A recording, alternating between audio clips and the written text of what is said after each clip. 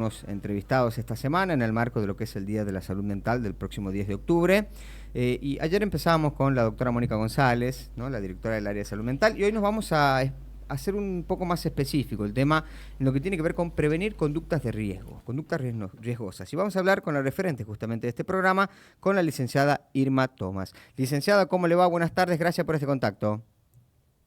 Buenas tardes, gracias por comunicarse y tratar estos temas de la salud mental. Sí, es importante porque el primer paso, ayer nos decía la doctora González, el primer paso es hablar de estos temas. Sí, hablar de estos temas y para sacarles un poco el estigma, la vergüenza que puede ser, voy a un psicólogo, voy a un psiquiatra, y entender que la salud es un bienestar integral, tanto de lo físico, psíquico y social, ¿no? Claro, Y que es tan importante y necesario cuidar también nuestra mente. claro, que es el concepto que se está ampliando y que por suerte se está hablando, que es una salud, ¿no? Todo integrado, inclusive lo que tiene que ver con el medio ambiente, sumado a esto también. Sí, tal cual, hasta es que el calor nos llevan a distintas también situaciones y cambios de humor y en algunos casos situaciones de una mayor ansiedad, una mayor Ujú. angustia, depresión, y depende muchas veces de esto para nuestro estado de ánimo y cómo nos comunicamos con los demás, cómo nos relacionamos, cómo se arman estos lazos sociales, cómo pueden llegar a enlazarse y sostenernos entre todos para tener una vida productiva, con un sentido, con un proyecto, con acciones que nos van de a poco eh, solidificando Sí.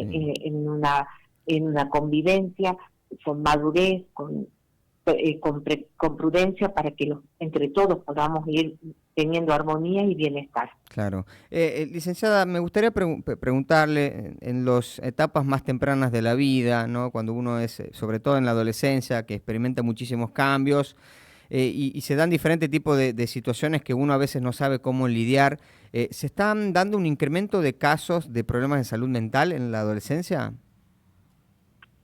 Después de la pandemia Sí.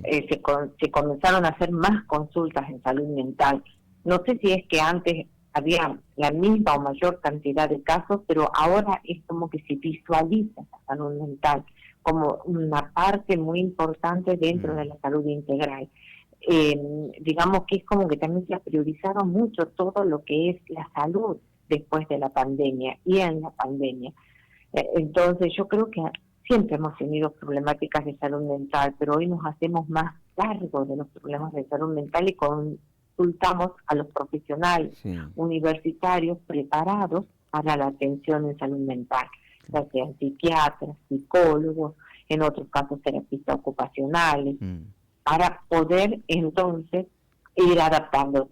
Los adolescentes han tenido una etapa muy complicada durante la pandemia, el encierro, eso que le ha generado que nosotros venimos viendo que en la adolescencia es la etapa por excelencia de la sociabilidad, de conectarse con los otros, de conocer el mundo, Ujú. desde el logro de la independencia, el logro de poder conectarse con la elección de los amigos, con el compartir, con quién elijo compartir y comenzar a conocer lo que son las fiestas, las actividades sociales, recreativas, que también dan un gran bienestar, y es donde se Claro. prioriza a los pares, a los compañeros.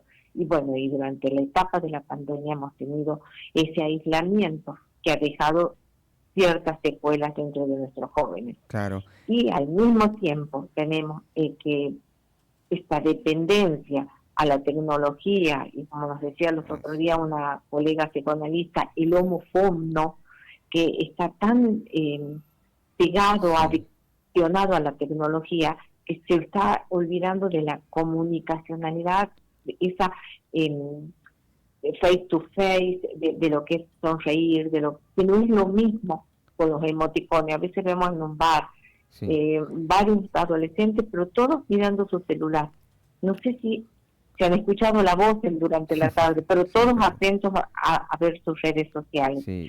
Entonces, ese intercambio y esa conexión tan importante que se da desde lo vivencial, desde lo físico, desde lo corporal, ha comenzado a tener su retraimiento en la Claro. adolescencia. Y, Y eso ocasiona esa ansiedad por cuantos más likes se tiene en una publicación, cuantos menos likes, y es algo en lo que no se puede interferir en forma presencial o modificar, porque es algo en lo que deciden o no deciden ponerles like a los adolescentes, Claro. sus amigos o no. Y no nos olvidemos que es una etapa en donde se busca la aceptación del otro, del par, del amigo, del compañero, y eso ocasiona grandes frustraciones.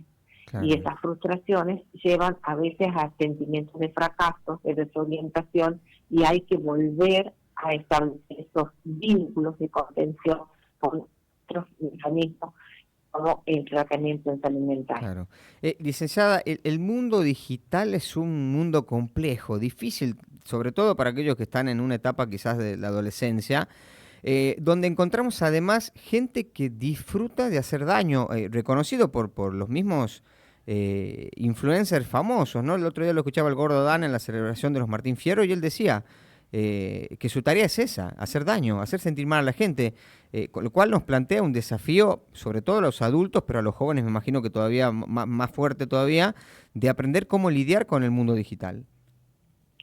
Y si los tendríamos fuertes, que estarían seguros con sus personalidades, que están construyendo su personalidad, sabrían afrontar eso de las personas crueles que a veces le hemos tenido a lo largo de todas las generaciones en la adolescencia y en la adultez también, pero que están bien posicionados, que ellos saben, están seguros que lo más importante es lo interno, sus valores, su forma de actuar, su forma de tratar bien al otro, pueden afrontarlo desde otro lugar, a esa persona que busca el malestar en el otro, no solo hacer daño, sino ocasionarle desestabilización, molestarlo al otro. Entonces muchas veces se trabaja para que reconozcan con su autoconocimiento sus verdaderos valores internos, su amabilidad, la forma de relacionarse con sus amigos, para poder ellos posicionarse distinto y saber responder, porque tampoco es una cuestión de aislarlos del mundo y decirles no te conté porque este busca hacer mal o este es una persona maliciosa. Es muy importante ayudarlos a que ellos puedan con un autoconocimiento encontrarse, valorarse a sí mismos, tener una buena autoestima, no llegar a un narcisismo, pero comunicarse desde un lugar en el que te respeto y me respeta. Claro. Licenciada, ayer hablaba con respecto a esto que usted nos mencionaba, de que estamos en un mismo lugar, pero ninguno está conversando con el otro, están todos con el celular. Hablaba con un doctor, un psiquiatra, el doctor Abadí, y él me decía, estamos viviendo en una etapa paradójica, donde estamos hiperconectados, pero prácticamente poco relacionados. Es como que es gran parte de los problemas que vivimos hoy en día tiene que ver con eso, ¿no? Con que estamos desconectados, por lo menos en la parte de la empatía o en la parte emocional, sentimental, a la vez que estamos hiperconectados al mundo digital. Y sí, porque no es lo mismo la palabra, el afecto, el saludarse con una persona a levantar una red social. E insisto, en los me gusta o los rechazos que puede, cuando no le ponen me gusta en Instagram o en alguna de las otras redes sociales, se sienten desahogados, se sienten excluidos. Y ahí está esto que no pueden conectarse porque son a veces con amigos hasta de otros países. Entonces no está la posibilidad de comunicarse, de poderse pedir disculpas, o si se han enojado con uno o con otro, poder volver a dialogar, a encontrarse, que son esas situaciones donde se va formando la personalidad, se comienza a sociabilizar y se comienza a tener esos lazos sociales que nos amarran a la vida, que le van dando la vida. Porque yo no he tenido en la adolescencia un amigo que estaba necesitando quizá algo por lo que hemos salido a hacer actividades para que todos vayan al mismo viaje, ¿no? Claro. Entonces son esas tareas solidarias en las que se van enlazando y van acciones, a ir al colegio, a estudiar, a viajar, a hacer actividades conjuntas para poder tener metas a corto plazo. Claro, claro. Licenciada, ha sido un gusto hablar con usted. Muchísimas gracias. Bueno, gracias a ustedes por comunicarse.